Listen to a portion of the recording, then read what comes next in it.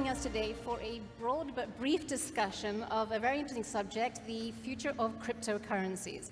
And to talk about that today, I'm joined by Rodrigo Marques, CEO of Atlas Quantum, as Justice said, Yoni Assia, CEO of eToro, and Marco Peereboom, the CTO of Decred Protocol. Three experts with very different philosophies, very different experiences. Yoni, I want to start with you. eToro has an interesting story. It didn't start out in crypto, did it? Tell us the evolution. Sure. So we started eToro with a vision of opening the global markets for everyone to trade and invest in a simple and transparent way. And we offered people basically a place to trade stocks, commodities, indices, and in a social network where everybody can actually see what everybody's trading and people can automatically copy others.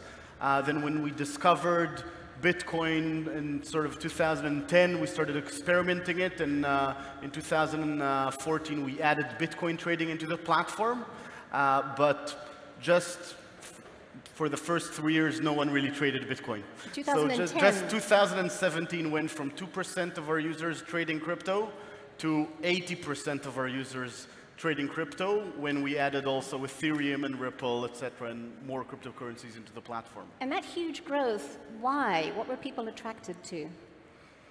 I think it's actually the answer is quite simple. They were attracted to the fact that they bought Ethereum for $8 and it went up to $200. And basically, what we learned is significant returns become viral very fast. And with the decline in price, has that changed? Yes, we definitely see less interest in sort of new people coming in. We saw last year, one day, when we had more new funded accounts than the entire of 2 years ago. So we saw a significant surge, but a lot of that sort of calmed down. And now about 20% of our business is crypto, where it was in the mania, it was already 90, 95. And it's getting more interesting every day. Rodrigo, you founded Atlas Quantum in 2015, is that right? Why? Yes. What hole in the market did you see? Well, you know, when I came back to Brazil from Central America, after I have funded the first commodity exchange that used crypto in the world and coffee in Honduras, I went back to Brazil and I saw opportunity to make it simple so people could invest in crypto in a way that was not available before.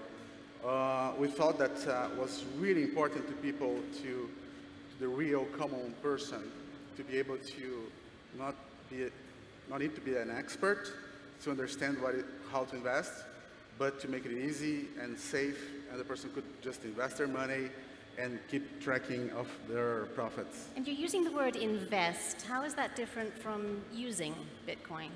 Yeah, right. So I think that there is a huge incentive on the last few years to go from reserve fund to how to make a payment method. And there's some advances on that field. I believe 2019 will be mainly talking about crypto as payment method. So using it as payment rather than as an investment? Together, as both, not just one another. Both. Up to today, I believe it's just investment, but it's sometimes hard to pay things directly with crypto. But I believe that we will see some specific use cases for actually pay a coffee with crypto in 2019. Okay, that's interesting. I want to come back to that. But Marco, Decred was created to solve the problem of governance, which is a very deep question that affects all of us. Can you talk about how it does that? Well, so we started out as actually Bitcoin developers. So we were very intimately familiar with the community and the code and what it was doing. And we ran into some resistance from certain folks in the community. And not everybody was welcome to play. So we felt that that would come to a head at some point in the future. And I think last year, it became evident that something has got to go give. Now we have all these forks. And I feel that that's not a good thing for the community. It fractured folks that are now cultists. I'm a Bitcoin Cash guy, I'm a Bitcoin guy, and you're a bad person. And that does not help the entire community. We kind of foresaw that, I want to say in about 2012 or so, 2013, when we started hacking on Decred. So, but that's kind of where we came from. So how do we solve this? How do we iterate on Bitcoin? How do we make the idea better? So, and governance gives you the ability to deal with the future, deal with unknown unknowns. So you can be around for a much longer time. So we have resolution, dispute resolution built into our blockchain, and we can make, therefore, some pretty tough decisions. So, and if you don't agree, there's only two recourses. You accept the outcome, or you pick up your marbles and you leave. So, and investors have paid attention to that, and they have noticed, so, you know, these guys do have the methods and mechanisms to be around for a much longer time, and they have invested in our cryptocurrency. It's fascinating, the different approach to governances, to show us that there are many different experiments that can be performed using cryptocurrencies on social issues such as this. Rodrigo, I read somewhere that in Brazil there are more investors in cryptocurrency than in the stock exchange. Is that right? Why? Well, you know, because it's so easy to invest in crypto, and it's so hard to go traditional ways and have investment. 70% of our clients made their first investment in their lives in Bitcoin through our platform, and that's huge. They think that there is a new, smarter way to make investment that their dads are not getting it. You know, on the 70s in the US, you heard about the hippies that make calls to public phones and make millions, and I believe that just that feeling is transposed right now to the entire world through crypto. And what about the risk profile? Ronnie, do you want to speak to that? How do people see risk when they invest in cryptocurrencies? Do they see it as a risky asset, even if the prices aren't moving much? I think there's no doubt it's a risky asset. You just basically risk in finance is described as volatility of an asset. So by definition, cryptocurrencies are very volatile and are very risky. And I think it's good for the entire industry to communicate that to people, that this is a high risk financial investment. Then it really depends who you're talking to. If you talk to people, sort of hardcore crypto people, they might say that fiat is risky because we know fiat is going to disappear or devalue, etc. And crypto is potentially a safe haven. But again, not from the volatility point of view, but from a futuristic point of view, that fiat does devalue, and this might become a safe haven. But I think, and when you talk to people outside the industry, they still, a lot of them sort of consider this a pure gamble. So it's quite interesting because different people view the risk of Bitcoin completely different. We at eToro just try to sort of explain the financial risks, and the financial risks are simply looking at volatility and standard deviation to understand what is the risk of you putting $1,000 and those becoming $500, and which is usually equivalent to the risk of those $1,000 becoming $2,000. It's simply looking at the volatility of an instrument. You know, we have clients in Venezuela, in Argentina, that think that crypto are their safe haven right now. Right. Yeah, I think that is a very interesting investment case. Very interesting to learn about what's happening in Latin America and Brazil around cryptocurrencies, because compared, while a lot of people are thinking about what happened to crypto this year, it's horrible, it devalued significantly compared to the dollar, I think it did quite well compared to the Venezuelan currency, yeah, exactly. And I think even to the Brazilian one. Well, but inflation is good right now, I guess. But Venezuela, it's really a good use case for crypto in general, because you know, government doesn't allow people to send money outside the country, and people really use a lot of crypto to do that in Venezuela and Argentina. Marco? Yeah, so from a crypto perspective, so inflation is a menace. It's a hidden tax, and everybody's paying it. So the government prints money, and they get to spend it at face value, and you have less money at the end of the day. So that is, I'm not okay with that model. I need to be in charge of my own financial situation. And I understand a lot of folks look at it as so, but it is worth $1 or $100 or whatever fiat value. But to me, one Decred is one Decred. One Bitcoin is one Bitcoin. And Marco, how do you see us being able to marry these two concepts of being able to use Bitcoin for payments, as we mentioned before, and using it as an investment vehicle? Right. Well, so I'm also a very practical guy. I understand that if I want to buy a cup of coffee, that I'm going to need some fiat money, right? So there is going to be overlap for, you know, forevermore, I would expect.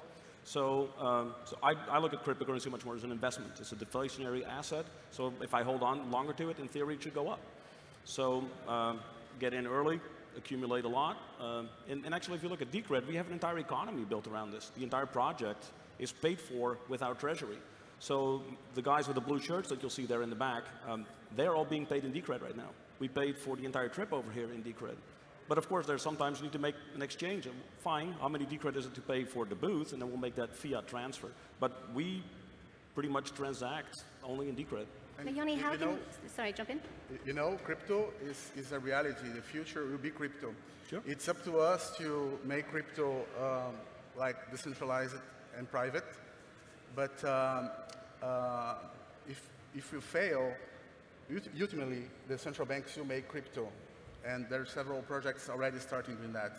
There are serious central banks, including Brazil, trying to make crypto with their own currency. But that's a totally different concept from what we originally started out with. And yes, it may be up to us, but with so many concepts flying around and clashing with each other, it does get very confusing. Yoni, how would you address the issue of if crypto is a good investment, why would we use it? Yeah, you know. So you're asking how do we consider this as an investment, or how do we use it, or both? How can you marry the two concepts of it's a good investment, I want to buy Bitcoin now, or eToro, or whatever. By the way, nothing we say here is investment advice or legal advice. But if I want to buy it and hold it because I think it'll appreciate, why would I pay for a Lamborghini with it? Sure. I think as an investment, most people consider this as store of value. And as a store of value, it's actually quite efficient that you can actually use it for payments. We pay some of our providers with Bitcoin. We used to do that also since 2012. We don't see it really widespread now as a medium of exchange. So it's really more as a store of value, and therefore the investment thesis in general is around you're buying something that potentially will rise up in value because of sort of political, technological shift towards cryptocurrencies. And generally, Bitcoin is sort of the holy grail of cryptocurrencies right now, with a brand awareness of Coca-Cola or Apple. I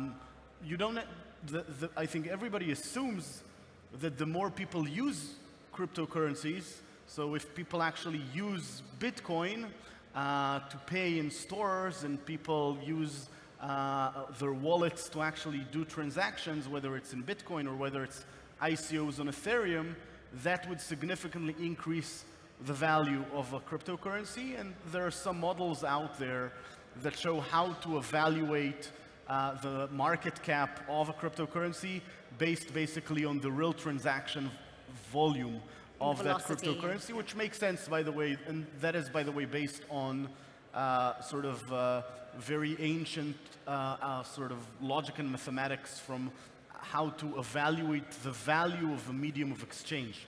So people in the crypto community just translated that to formulas and said, if people use your cryptocurrency in such and such way, that should be its value. And it's complicated. One of the things CoinDesk does also is try to help people decide what the value of various currencies should be. But Marco, how would you address the new type of asset that we have here? Can old economics laws apply? How would you go about evaluating the right price for a new type of asset?